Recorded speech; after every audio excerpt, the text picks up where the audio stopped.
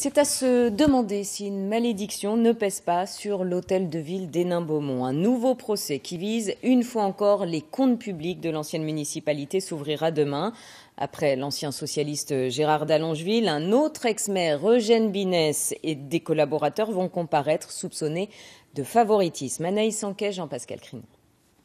Un ancien maire d'Hénin-Beaumont devant la justice, encore une fois. Il s'agit d'Eugène Binès. Son procès pour favoritisme s'ouvre demain, 5 ans seulement après la condamnation de Gérard Dallongeville, son prédécesseur. Une nouvelle affaire qui ne passe pas auprès des habitants. Décidément, ils passent tous devant la justice. C'est toujours des vols d'argent, des vols d'argent.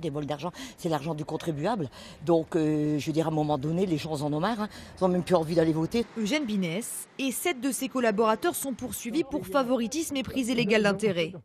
Entre 2010 et 2013, 5 marchés publics auraient été attribués à des sociétés de manière illégale. C'est Steve Briouat, alors nouveau maire d'Hénin-Beaumont, qui a porté plainte en 2014, quelques mois après son élection. Nous attendons une condamnation forte et une réparation au niveau de la ville, puisque cette ville a souffert, et donc nous attendons une réparation. Eugène Binès n'a pas souhaité s'exprimer avant le procès. Mais ici, à Hénin-Beaumont, la plupart des élus d'opposition le soutiennent. Pour eux, le Front National instrumentalise l'affaire. Il dénonce une récupération politique. Ils le font d'autant plus en ce moment qu'ils ont beaucoup d'histoires juridiques en ce moment au niveau national qui leur collent à la peau sur les emplois fictifs présumés, sur le financement de leur campagne et que c'est aussi un bon moyen de faire diversion de tout ça pour se redorer le blason un peu localement. Le Front National a toujours joué sur ce terreau-là. Nous sommes les chevaliers blancs contre la mafia socialiste. Ils ont toujours joué là-dessus. Et donc ils veulent faire d'Eugène Binès une espèce d'héritier de Gérard Dallongeville. Le procès débutera demain au tribunal de Béthune. 2 jours d'audience pour un verdict attendu vendredi soir.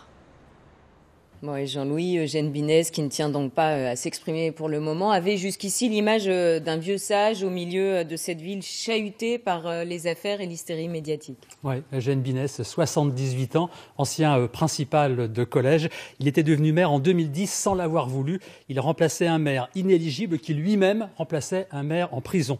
Eugène Binès, c'est alors le retraité cultivé et poli qui se jette dans la violence du combat politique. Alors, a-t-il été naïf, imprudent ou alors a-t-il été dépassé par les événements? En tout cas, tout le monde lui est tombé dessus, le FN, la gauche, la droite, sa propre majorité municipale, l'ancienne majorité, les employés de mairie, les électeurs et donc maintenant la justice.